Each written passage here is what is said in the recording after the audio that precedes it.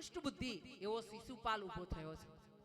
શિશુપાલે વિરોધ કર્યો છે કે આ ગોવાળીઓ છે ને એની પૂજા ના હોય. પહેલી અહીંયા અમે આટલા બધા મોટા મોટા રાજાઓ બેઠા છીએ, આમાંથી તમને કોઈ ના દેખાયું?